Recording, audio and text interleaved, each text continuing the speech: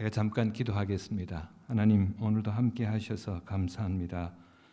우리를 모든 죄악으로부터 구원해 주시고 자녀 삼으신 주께 감사하고, 또 우리에게 할 일을 보여주시고 나아갈 목표를 알려주셔서 우리의 삶을 의미 있고 가치 있게 만드시는 것을 감사합니다. 오늘 함께 주님 앞에 나와 또 예배하면서 주의 음성에 귀를 기울입니다. 우리의 삶을 향하신 주님의 계획을 우리가 듣고 주와 함께 동행할 수 있도록 도와주시기를 기도합니다. 예수님 이름으로 기도했습니다. 아멘. 네, 일단 본문에서 이제 두 가지 단어를 좀 주목하고 뜻을 보도록 하겠습니다. 여기 몸이 나오죠. 너희 몸을, 오늘은 소마라고 합니다. 사람의 정체성을 가리키는 성경에 몇 가지 표현이 있습니다. 하나는 영이에요. 이거는 그냥 간단하게 여러분이 이해하시려면은 주님과의 관계가 있는 것, 이렇게 생각하시면 됩니다. 반대로 육은 주님과의 관계가 끊어진 상태로 살아가는 삶의 모습. 그 다음에 여기 이제 몸이 있는데, 몸과 육은 일단 기본적으로 이 신체로부터 시작은 합니다. 그렇지만 육이 죄라든지 주님과의 관계 단절, 언약 파기, 이런 부정적인 함의를 갖고 있는 반면에 이 몸은 그렇지 않습니다. 전인격적인 몸을 사용하는 전인격적인 활동, 그런 의미가 되겠습니다. 그러니까 이것을 다른 말로 바꾸면 너희 삶을, 너희 모든 활동을 하나님이 기뻐하시는 거룩한 산 제물로 드리라. 이는 너희가 드릴 영적 예배니라. 그리고 여기에 예배라는 단어는 라트레아인데요.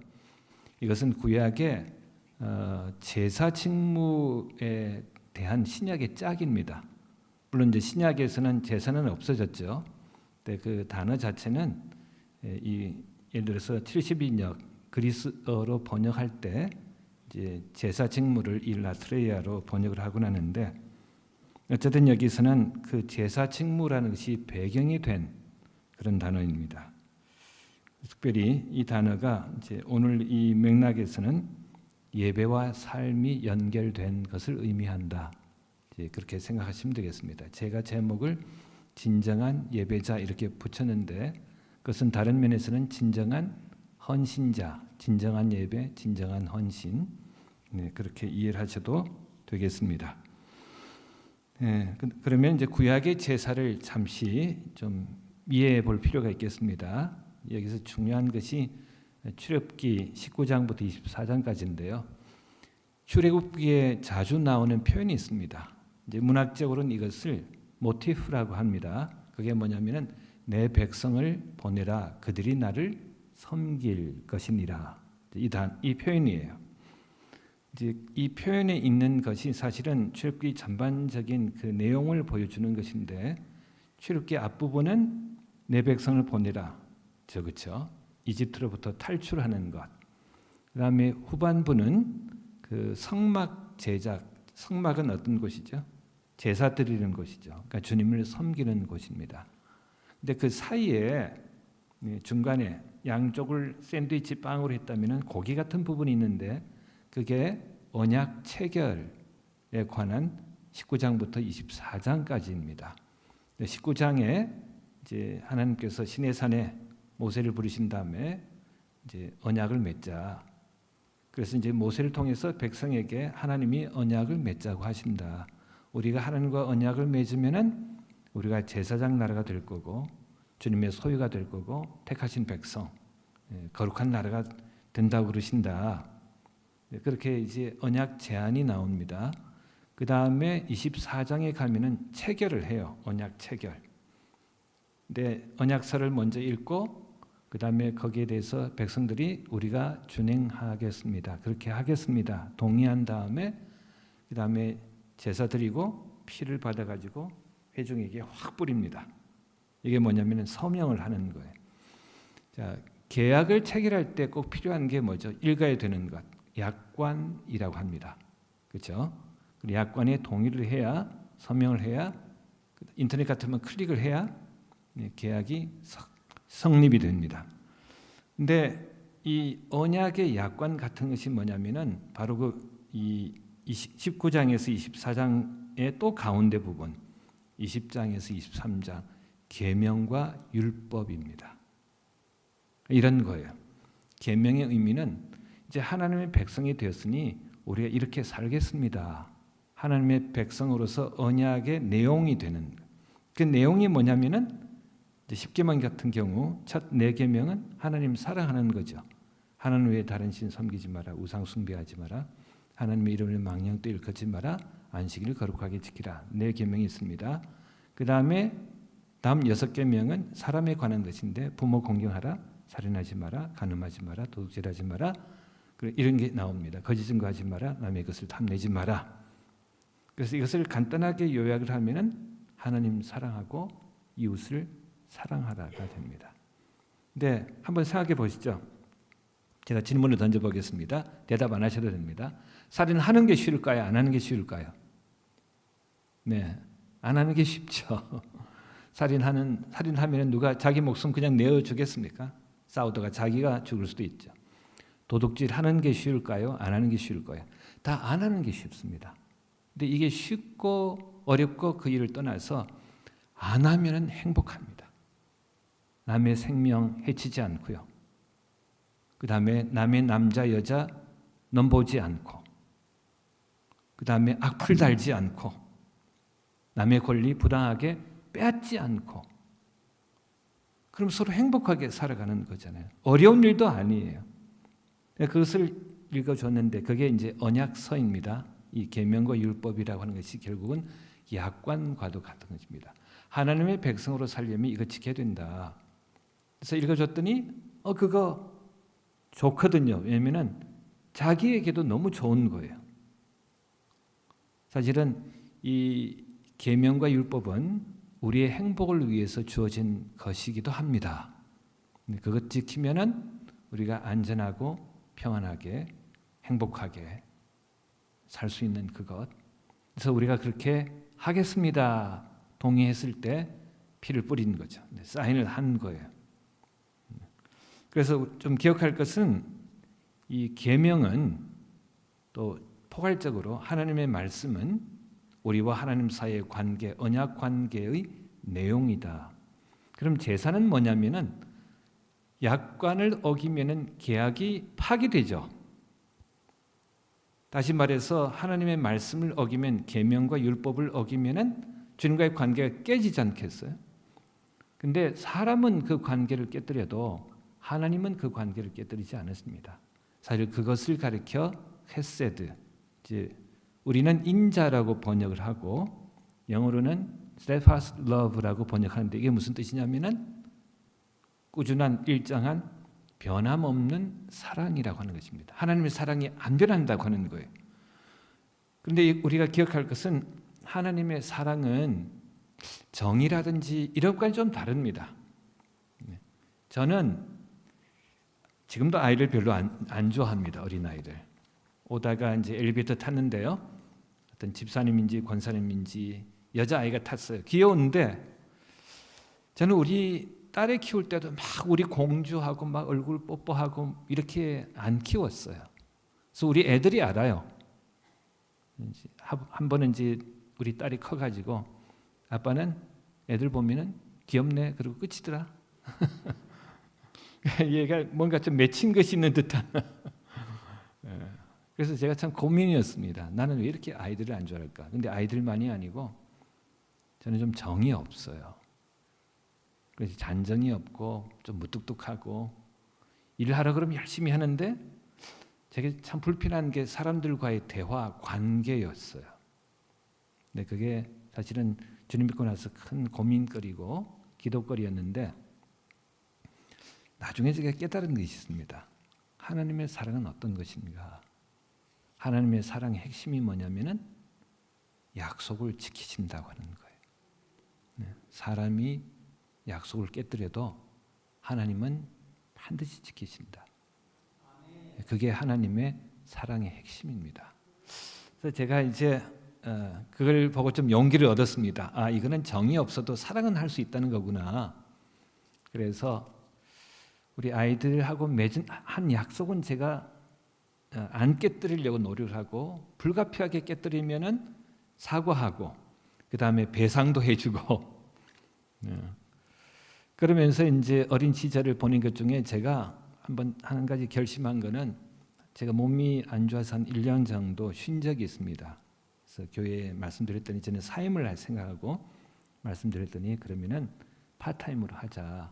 그렇게 담임 목사님 말씀해 주셔서 주일만 나오고 주일에 맡은 일만 하고 주중에는 쉬었습니다. 정말 제가 아무것도 안 하고 쉬었습니다. 근데 그때 제가 한 일이 뭐냐면은, 이제 오전에는 제가 기도하고 오후에 아내가 기도하면은 아이 보는 거, 그 다음에 밤에 아이를 재우는 거요. 밤에 애 재우는 거 쉽지 않죠. 근데 어쨌든 저는 내가 정은 없지만, 그래서 잔정은 내가 보여주지 못하지만 내가 너희를 사랑한다라고 하는 뭔가 내가 표현을 하고 싶은데, 아이들 자기 전에, 잠들기 전에 내가 함께 그 자리에 있자. 이 1년 동안만이라도. 이거 또 지나가면은 어려우니까, 이게 밤에 언제 들어올지 모르고. 그래서 이제 좋아하는 얘기 뭐 해줄까요? 하면은 뭐 이랬는데, 노아 홍수를 제가 해줬어요. 노아 홍수 얘기. 그거는 그 6장 8절이죠. 노아는 여호와께 은혜를 입었더라. 이게 원어로는 뭐냐면 마자헨노 지금 생각에는 베네 아도나이. 네. 노아가 여호와의 눈에서 은총을 발견했다예요. 여호와께 은혜를 입었다의 원래 의미, 직역을 하면은 여호와의 눈에서 은총을 발견했다. 그래서 어떻게 내가 이걸 설명을 좀 해줄까 고민하다가 이렇게 설명했습니다. 노아는 있잖아요. 어릴 때 부모님이 하나님 믿었기 때문에 같이 예배했거든요. 근데 이제 되게 궁금해졌어요. 그러면 하나님이 나를 어떻게 보실까? 그래서 하나님이 굉장히 엄한 분이시고 내가 또 잘못한 게 많으니까 나에게 막 화난 얼굴로 보실 거다. 그런 생각이 있어서 그게 무서워가지고 고개도 못 들고 맨날 이렇게 고개 숙이고 예배했는데, 너무 궁금하니까 그래서 시간이 지나고 크면서 조금 들었다가 말고 그러다가 어느 날 눈을 들어서 봤는데, 그 눈에 사랑이 그냥 가득히 담긴 그 눈을 노아가 처음으로 봤지. 그래서 그 다음부터는, 그 전까지는 부모님 때문에 예배했는데 그 다음부터는 이제 자신이 예배하고 싶어서 예배하기 시작했어요. 하여간 이 얘기를 수태 들려줬네요. 근데 애들이 이 얘기를 한두 번 듣고도 계속 듣고 싶어서 해달라고. 그리고 이제는 재워야 되잖아요. 재운 거는 쉬워요. 어떻게 하면, 자 이제 홍수가 곧 닥칠 텐데 노아가 방주를 만들고 이제는 짐승을 딱 데려다 놔야 되는데 우리 차례로 돌아가면서 산다. 그럼 저는 호랑이 들어가요. 그러면은 사자 들어가요. 뭐 들어가요. 토끼 들어가요. 늑대 들어가요. 여우 들어가요. 그 한 서너 바퀴만 하면 잡니다. 네. 어쨌든 그런데 제가 하면서 제가 느낀 거는, 제가 그 일이 좋았던 게 아니에요. 어떻게 보면 억지로 했던 거죠. 절대 저는 신나지 않았습니다. 절대 좋지 않았습니다. 애들이 있으니까 행복하다고는 할 수 있지만 제가 그렇게 막 좋아서 한 일이 아니에요. 사랑은 선택이에요. 결정이고요. 기분과 상관없이 이게 필요하다고 하면은, 이 아이에게, 이 사람의 이건 행복이다라고 하면은 그것을 선택하는 것입니다. 약속을 어기지 않는 것, 끝까지 지키는 것. 네. 어쨌든 그런데 중요한 것은 이제 계명을 어길 때, 그때 제사가 필요합니다. 무슨 말이냐면은, 계명을 어기면은 언약이 파기됐는데, 깨졌는데 그거를 복구시키는 것이 제사입니다. 그래서 자기가 잘못한 것을 깨닫고 사람에게 잘못했으면 배상하고 그 다음에 제물을 끌고 와서 제사장에게 옵니다. 제가 이런 잘못을 지었으니 저 대신 제사를 드려주세요. 그래서 그 제사를 드리면 다시 끊어졌던 관계가 회복이 되는 거예요. 그래서 이 제사 안에는 뭐가 있냐면은 제사의 핵심은 사실은 순종이에요. 그 계명, 율법, 즉 하나님의 말씀에 대한 순종이 깨졌을 때 그것을 회복시키는 것이기 때문에 다시 제사를 드린 다음에 제가 하나님의 뜻을 따라서 제대로 살겠습니다라고 결단하는 것. 그래서 사무엘상 15장 22절 보니까 22절 순종이 제사보다 낫고 듣는 것이 수양의 기름보다 나으니 순종이 제사보다 낫다. 그 말은 제사를 안 드려도 된다 그런 뜻이 아니라 제사의 핵심, 제사의 정신, 진정한 제사, 진정한 예배는 결국 순종해서 헌신해서 주님의 뜻을 따라 사는 것. 이걸 다른 말로 동행이라고도 하고 여러 가지로 우리가 표현을 합니다. 또는 걷는 예배자 이렇게도 표현을 할 수 있습니다. 어쨌든 진정한 예배는 삶에서 열매가 맺혀야 되고 또 삶의 열매를 배경으로 우리가 이렇게 예배를 합니다. 무슨 말이냐면은 우리 삶 속에서 하나님 뜻을 누리며 지키며 살다가 정말 좋은 것 얻었으면은 기쁜 마음으로 와서 하나님 감사합니다 고백하고 실패한 것 있으면은 와서 그 고통스러운 것을 주 앞에 내어놓고 기도하고 잘못한 것 있으면 와서 회개하고 돌이키고 그리고 다시 삶을 향해서 나아갈 그런 어떤 새로운 마음을 준비하는 것 그것이 예배의 의미 중에 하나가 될 것입니다. 그래서 이게 본문 보니까 너희 몸을 드리라고 했죠. 너희 몸을 드리라. 이것이 영적 예배, 즉 합당한 예배다. 근데 이 몸을 드리라고 하는 것은 이제 어떤 의미냐면 삶의 중심을 이동하라고 하는 것입니다. 우선적으로 창세기 12장 1절 여호와께서 아브라함에게 이르시되 너는 너희 고향과 친척과 아버지의 집을 떠나 내가 내게 보여줄 땅으로 가라. 마가복음 10장 29절 나와 복음을 위하여 집이나 형제나 자매나 어머니나 아버지나 자식이나 전토를 벌인 자는 그러면 이것을 문자 그대로 아버지도 버리고 형제도 버리고 그러라는 것은 아닌 것 같아요. 왜냐하면 다른 곳에 보면은 부모를 버린 자는 불신자보다 더 악하다 이런 표현도 나오기 때문에 그리고 기본적으로 사람에 대해서 가장 약속 있는 첫 계명이 뭐죠? 부모를 공경하라잖아요. 그럼 이건 어떻게 해석을 해야 될까요?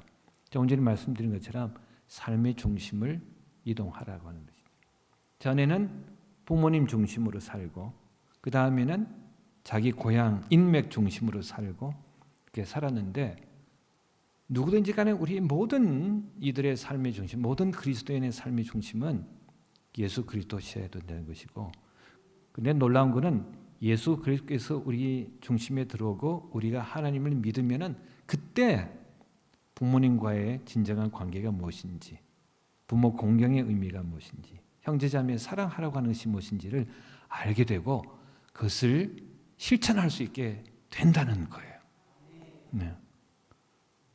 자, 뭐 요즘 보니까 그 우리가 잘 아는 연예인들 이게 참 세상이 얼마나 이게 좀 악하게 됐으면은 연예인들의 부모가 자식 돈을 막 100억대 이렇게 벌어왔는데 그걸 다 해버리고 빚이 뭐 어마어마하게 남고 그러고 나서 자식 욕을 하고 이런 부모도 있고 또는 반대로 부모를 뭐 어마어마하게 그렇게 모독하고 심지어 죽이기까지는 자식도 있고 이런 험한 세대에 우리에게 필요한 게 무엇입니까? 다시 하나님께서 우리의 마음과 삶의 중심에 오셔서 부모와 자식과의 관계가 바로 서고 형제 사이의 관계가 바로 서고 나와 너 사이의 관계가 사랑으로 진실한 마음으로 바로 서는 것 아니겠습니까? 이거예요. 너의 몸을 드리라고 할 때 먼저 우리에게 필요한 것은 내 삶의 중심이 누구냐. 쉽게 말해서 내 주인이 누구냐는 것입니다. 국회의원들의 주인은 당이 아니고 당수도 아니고 그것이 힘 있는 사람이 아니라 그리스도인이라면은 일반 사람이라면은 주인이 백성인 것을 알아야 되고 그리스도인이라면은 그 위에 계시는 모든 이들을 만드신 하나님이라고 하는 것을 알고 있어야 하는 거죠. 내 주인이 누구인가? 그래서 우리가 잊지 말아야 합니다. 먼저 몸을 드리라. 그 다음에 하나님의 주권을 인정하고 주의 뜻에 귀를 기울이고 살아가는 것. 그 다음에 이 헌신에 필요한 것이 이 세대를 본받지 말라고 하는 것입니다. 5년 전입니다. 2017년 9월 중순 아이만 내렸는데 출발한 버스 사건이 있었습니다. 혹시 젊은 분들은 이제 기억을 하고 있을 수도 있는데, 자, 9월 11일 오후 6시 20분경 이게 제가 자료를 다 추적해서 다 이렇게 확인했기 때문에 제가 시간까지도 알려드릴 수 있습니다. 우선 최초 유포자가 누구냐면은 당일 오후 6시 55분 47초에 한 인터넷 커뮤니티에 이 비난의 글을 올렸는데 기사를 비난하는 그 버스 기사를 비난하는 이런 문구가 있었습니다. 5살도 안 되어 보이는 여자아이가 내리고, 이게 무슨 말이냐면은 엄마하고 아이가 탔는데 아이가 먼저 내리고 엄마는 못 내렸는데 버스가 출발하는 거예요. 그래서 엄마가 막 애 내렸다고 막 그렇게 하는데 세우지도 않고 그냥 그 다음 정류장까지 가버리고 말았습니다. 그 사건입니다. 아주머니가 울부짖으며 내려달라고 하는데 무시하며 아주머니가 울며 뛰어나가는데 다음 정류장에서 기사가 큰 소리로 욕을 하며, 그래서 이 글을 본 사람들이 서울특별시 운송사업조합의 홈페이지에 항의를 했는데 이 다운이 될 정도로, 작동이 안 될 정도로 어마어마하게 사람들이 몰려가서 글을 올리는 바람에, 근데 그게 이제 그날입니다. 자, 근데 최초 보도는 그 다음 날 위에 글을 근거로 해서 국내 보도 매체가 이제 공식적인 보도를 시작했습니다. 근데 이제 이 기사가 죽일 사람이 된 거예요. 근데 그 다음 날부터 뭔가가 조사가 들어가고 보도가 나오는데 이게 좀 다르다, 뭔가 심상치 않다, 반전이 일어나는 것 같다 그랬습니다. 서울시가 공식 조사를 하면서 반론이 보도되기 시작하고, 그 다음 날 9월 14일 사건이 일어난 지 사흘이 지난 날 조사 결과 아이는 5세가 아니고 7세예요. 이게 달라요. 이게 느낌이. 5세는 유치원 아이인데 7세는 벌써 초등학교 아이지 않겠어요? 그 다음에 버스가 출발한 다음에 어머니가 호소하기 시작했습니다. 이게 무슨 말이냐면은 엄마가 자기 아이 붙들고 있어야 되는데 이 엄마가 놓친 거예요. 딴 생각하다 그랬는지. 그러고 나서 버스가 출발한 다음에 아차 하고 깨닫고, 그리고 이제 소리를 친 것입니다. 그 다음에 기사가 욕을 하지 않았다. 이렇습니다. 이 기사는 제대로 한 거예요. 매뉴얼대로. 왜냐하면 일단 정류장 출발하면 서서는 안 됩니다. 못 서게 돼 있습니다. 그 다음 정류장까지는. 근데 이거는 순전히 엄마 책임이에요. 엄마 책임. 그래서 이번에는 아이 엄마를 비난하기 시작했습니다. 맘충이라 그러면서. 그 다음에 또 화살이 누구에게 돌아갔냐, 그 최초 유포자. 제가 나중에 그 사과문을 읽었는데요. 한 페이지 올려놓고 5페이지를 사과문을 썼어요. 호되게 당한 거예요, 이 사람이.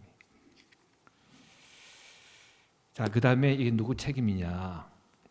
네, 유감스러운 거는 이 일반 정론지는 사실 확인을 하고 보도를 해야 되잖아요. 그러면 한쪽 말만 듣는 것이 아니라 기사의 말도 들어보고 해야 되는 거거든요. 근데 처음에 보도했을 때는 기사가 정말 이 나쁜 사람으로, 근데 기독교 계통의 한 일간지를 제외하고는 한 군데도 사과문을 내지 않았습니다. 제가 쭉 조사를 해봤는데요. 딱 한 군데, 기독교 언론에서. 자, 이게 우리가 참 조심해야 됩니다. 한 사람 말 듣고 나면은 그 사람이 뭔가 이건 억울한 일을 당했는지 다른 사람을 욕합니다. 들어보면은 그 사람 시각이기 때문에 그 분노가 우리에게 전이가 돼요. 같이 분노하죠? 이 글 읽고 분노한 이유는 사실관계 확인도 안 하고 글 읽으면서 그 분노가 전이가 돼서. 근데 우리가 지금 조심해야 될 것은 이 사회 안에 증오와 분노가 가득 차 있다는 거예요. 증오는 휘발유고 분노는 유증기와 같은 거예요. 그러니까 거기다가 성냥불 하나만 던지면은 폭발하는 그런 상황. 그런데 잘 보면은 불지를 준비하고 다니는 사람들이 정말 많습니다. 조심해야 됩니다. 마음을 지켜야 됩니다.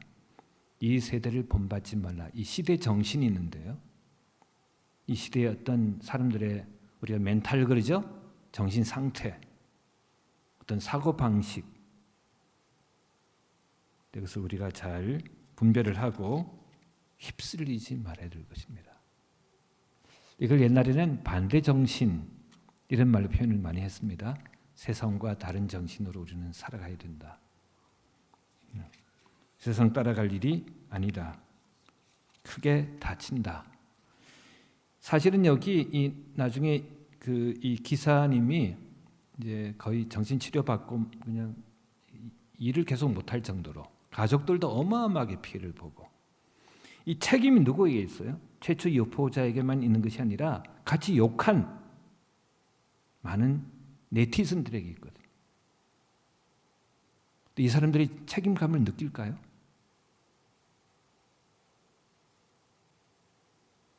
말로 사람의 마음을 죽여놨는데 이게 얼마나 무서운 일이냐면은 제가 아까 말씀드린 거짓 증거하지 마라, 거기에 해당하는 일이에요. 살인, 간음, 이런 것과 같은 종류의 죄란 말이죠. 그래서 이거 무서운 일입니다. 정말 무서운 일입니다. 네. 눈에 보이지 않는 흉기를 사람들이 다 소지하고 다니는 이 시대에, 이 시대를 본받지 말고 살기 위해서 우리가 정말 우리의 마음을 지켜야 되고, 그럴수록 조금 전에 말씀드린 하나님의 사랑, 헤세드, 그 다음에 또 하나 있어요. 인자와 진실이 많은 하나님. 그럴 때 에메트인데 진실, 진리. 이 무슨 말이냐면 아까는 약속을 깨뜨리지 않는다고, 에메트는 그 언약을 깨뜨리지 않는다고, 언약 안에 포함된 약속을 반드시 이룬다라는 뜻입니다. 하나님이 진실하다고 하는 것은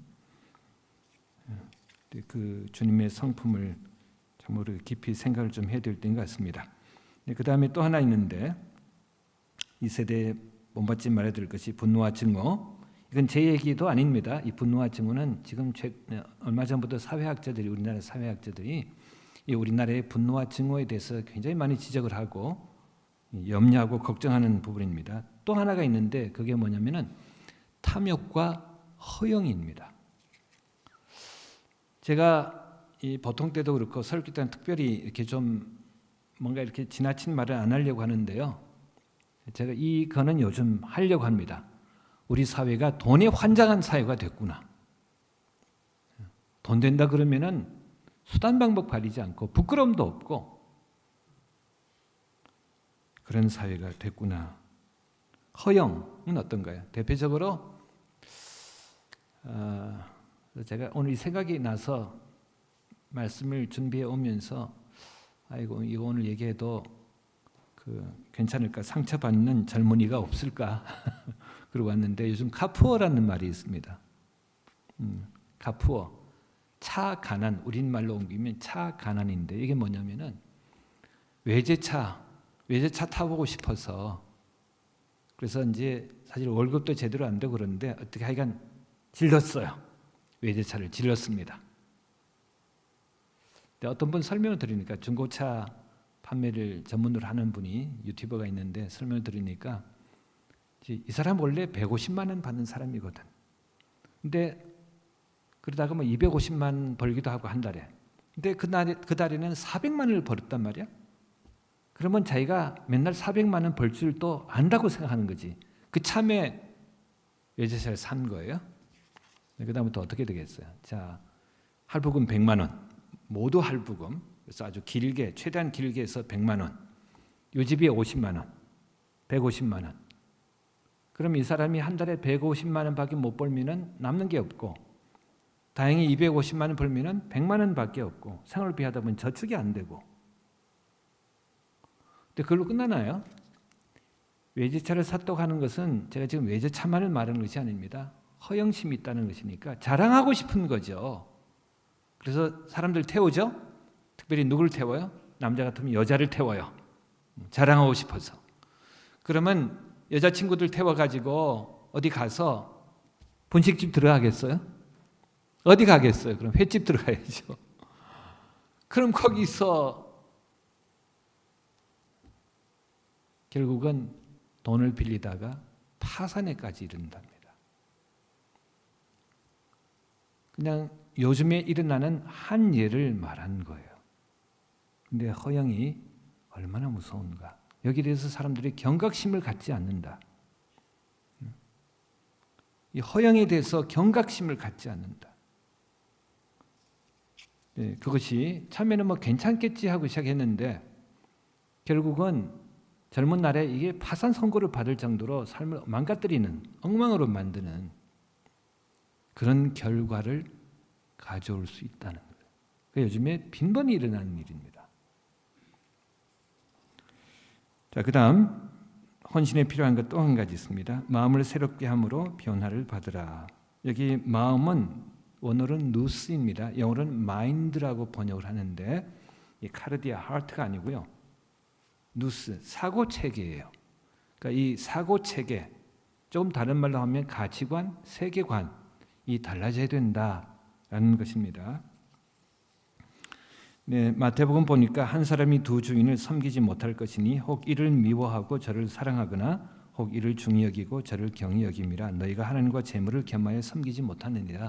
여기 재물로 번역된 마모나스는 일종의 그 재물의 신과 같은 팔레스타인 지방에, 그래서 어떤 성경은 이거를 머니라고 번역하면서 대문자로 인격처럼 그렇게 이제 번역을 했습니다. 어쨌든 기본적으로는 재물의 신인데 구체적으로는 뭐 돈이겠죠, 그렇죠? 자, 우리는 돈이 필요합니다. 저걸 모르는 것이 아니고 저도 돈이 필요합니다.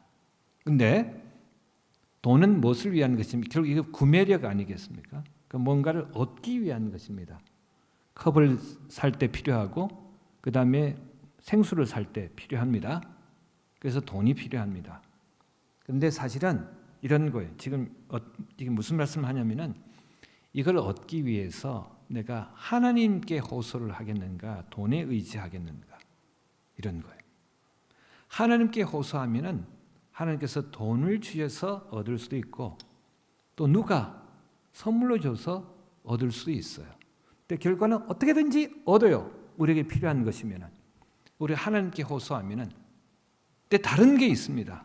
뭐냐면은 하나님께 호소하는 것과 기도하는 것과 하나님을 의지하는 것과 돈을 의지하는 것 사이에는 큰 차이가 있는데 돈을 의지하면은 돈밖에 안 보여요.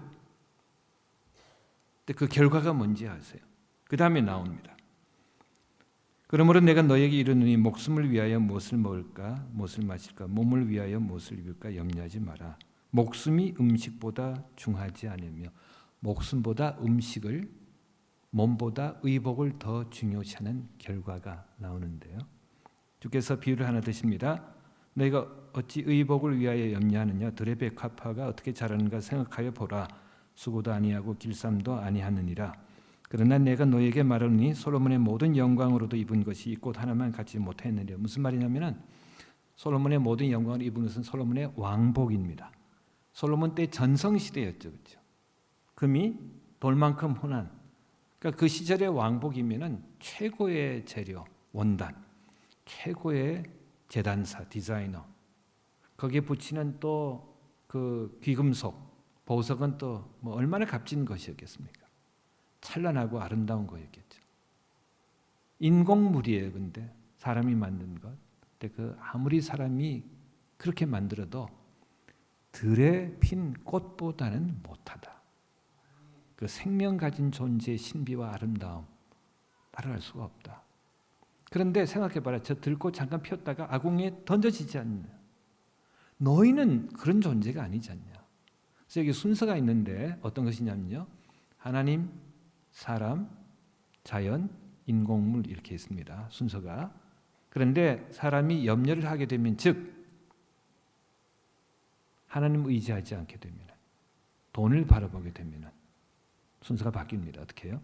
인공물이 하나님 없어지고 인공물이 사람 위로 올라가기 시작합니다. 노예가 되고 포로가 되는 거죠. 자, 그래서 이 세상을 어떤 가치 순서로 볼 것인가 우리가 젊어서부터 주님 앞에 설 때까지 끝까지 지켜야 될 것이라고 생각합니다. 이 돈 앞에서는 장사가 없어요.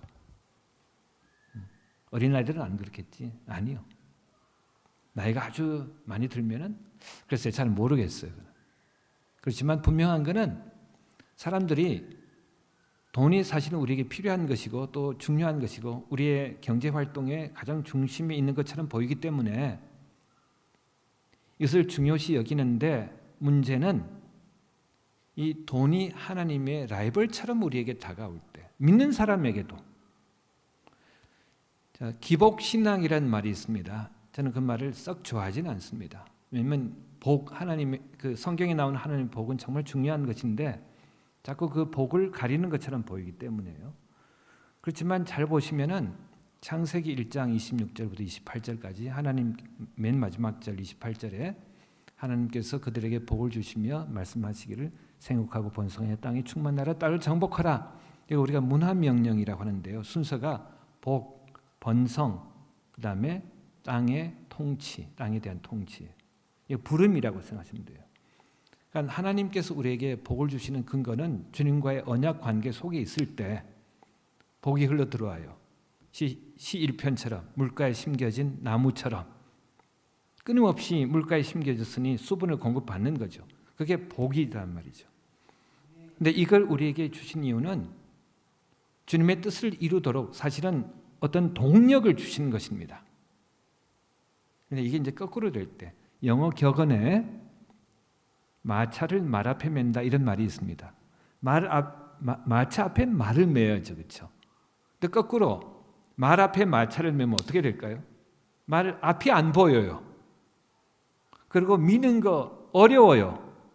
그러니까 어떻게 해요? 방향을 잃고 마차가 전복됩니다. 뒤집어져요. 우리 인생이 그렇게 된단 말이에요. 하나님이 우리에게 복을 주시는 것은 우리가 이 땅을 살아가면서 뭔가 이루어야 될 중요한 가치 있고 의미 있는 일이 있는데 그것을 위해서 동력으로, 힘으로, 에너지로 우리에게 주신 것인데 우리의 신앙생활이 바뀌어가지고 복을 얻는 것이 최종 목적이 된다면 그때는 그걸 기복신앙이라고 할 수 있는 것입니다. 근데 오늘 이 본문하고 통하는 거예요. 내가 신앙생활하면서 최종 목적이 뭔가? 돈을 많이 벌어 부자가 되는 건가? 이 땅에 살면서 내가 하고 싶은 거 다 하고 누리기 위해서 신앙생활을 하는 건가? 아니면은 나는 무엇을 위해 사는 건가? 헌신의 가장 중심 안에는 뭐가 있냐면 주님 말씀에 대한 순종이 있는데 그것은 주께서 우리에게 보여주시는 삶의 가치를 우리가 받아들이고 따라가는 것입니다. 추구하는 것입니다. 내가 붙잡힌 바 된 것을 붙잡으려고 쫓아간단 말이지. 내가 붙잡히게 된 그 가치를 이제는 내가 붙잡으려고 쫓아가는 삶. 그래서 마지막으로 헌신이 필요한 것, 하나님의 뜻을 분별하는 것입니다. 출애굽기 34장에 이미 말씀드렸습니다. 인자와 진실이 많은 하나님이다. 하나님이 직접 모세에게 나타나셔서 자신의 성품을 보여주셨습니다. 인자와 진실, 약속을 끝까지 지키는 것. 저쪽에서는 깨뜨려도 나는 어기지 않는 것. 그리고 약속을 했을 때 그 내용을 내가 반드시 지키는 것. 하나님 우리에게 그렇게 하시는 것처럼 나도 변함없는 사랑과 진실함을 가지고 내 남편, 내 아내, 내 부모님, 내 자녀, 내 친구들 대하는 것. 그리고 예수께서 이르시되 내 마음을 다하고 목숨을 다하고 뜻을 다하며 주 너희 하나님을 사랑하라. 둘째도 그와 같은 네 이웃을 내 자신같이 사랑하라. 이렇게 말씀하셨죠. 이 두 계명이 온 율법과 선지자의 강령이니라. 율법은 여기서 율법서를 말하고 선지자들입니다. 복수 선지서를 말합니다. 히브리 성경에서 선지서는 역사서와 같습니다. 그래서 우리는 율법서, 역사서, 선지서, 성문서 이렇게 돼 있죠. 히브리 성경은 율법서, 선지서, 그다음에 성문서예요. 그래서 여기서 율법과 선지자의 강령, 이게 뼈대다, 골자다라고 하는 것은 이게 구약의 정신의 구약의 정신이고 핵심이다. 성경의 핵심이라고 하는 것입니다. 그게 뭐죠? 하나님 사랑하고 이웃 사랑하라. 그래서 나중에 예수께서 제자들에게는 내가 너희에게 새 계명을 주노니 서로 사랑하라. 내가 너희를 사랑한 것처럼 서로 사랑하라. 자, 사도 바울이 이렇게 말씀하셨습니다. 우리에게 영원히 있어야 되는 것 세 가지가 있는데 믿음, 소망, 사랑. 근데 그 중에 제일은 사랑이라고 말씀하셨죠, 그렇죠? 그래서 이 시대에 정말 우리에게 필요한 것이 있습니다. 그게 뭐냐면은 가족이 서로 사랑하는 것. 제가 말씀드렸지만 정이 안 많아도 돼요. 우리 아이들이 저에 대해서는 정에 대해서는 섭섭한 것이 있지만 그래도 얘네들이 지금 30대가 다 넘었는데 여자애 하나 남자애 하나 아직도 저하고 얘기합니다. 남자애는 아빠 사랑해요. 그럽니다. 얘도 무뚝뚝한데.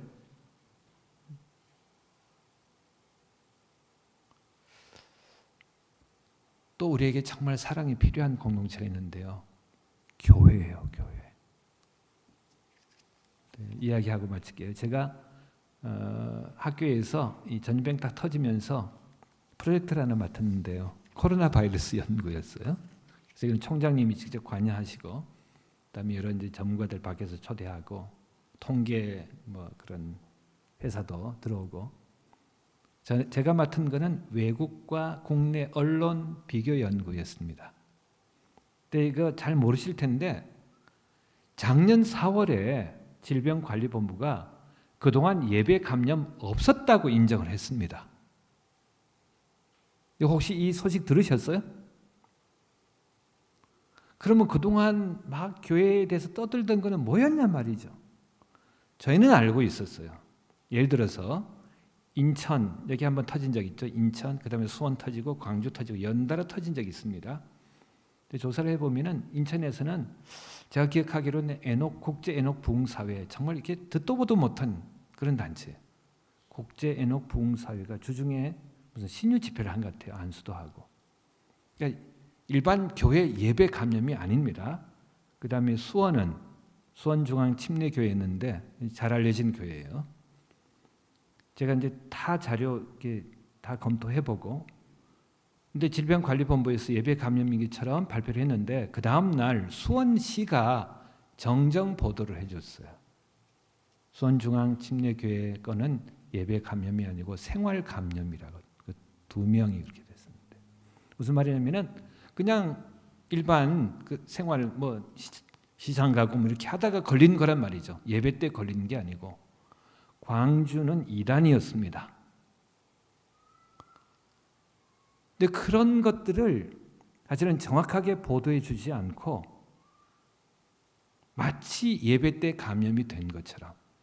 그런데 참 너무 아쉬웠던 것은 정례 브리핑 때 그 얘기를 하지 않고 날마다 정례 브리핑을 했었거든요. 정기적으로. 그때 정례 브리핑 끝난 다음에 백 브리핑이라고 조금 덜 중요한 거 이런 거 이제 슬슬 흘려보내는 그런 자리에서 얘기를 하는 거예요. 사과도 없이. 그래서 보도도 제대로 안 됐습니다. 국민일보는 보도했고 경제신문 몇 군데서 보도를 했고 다른 데는 보도를 하지 않았습니다. 그리고 그냥 지나갔습니다. 근데 제 마음이 제일 아팠던 거는 언론 보도만을 믿고 교회를 공격한 그리스도인들이에요.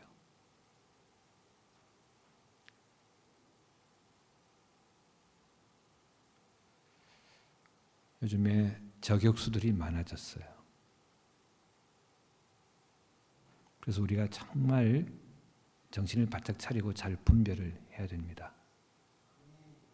그리고 이 시대에 정말 우리에게 필요한 것이 뭐냐면은 우리의 헌신의 출발이자 결국은 귀결이 뭐냐면은 서로 사랑하는 것입니다. 교인들끼리 서로 사랑하는 것, 신뢰하고 기다려주는 것. 그것이 정말 필요한 시대가 된 것 같습니다. 증오와 분노가 가득 차 있고 탐욕과 허영이 우리의 마음을 붙들고 있는 이 시대에 이것을 뚫고 지나갈 뿐만 아니라 이기는 비결이 있다면은 그게 하나님의 변함없는 사랑과 진실함을 우리가 닮아가는 것. 그것을 우리가 마음과 삶에서 지키는 것. 그렇다면 우리의 헌신은 어려운 것이 아닐 겁니다. 그렇죠?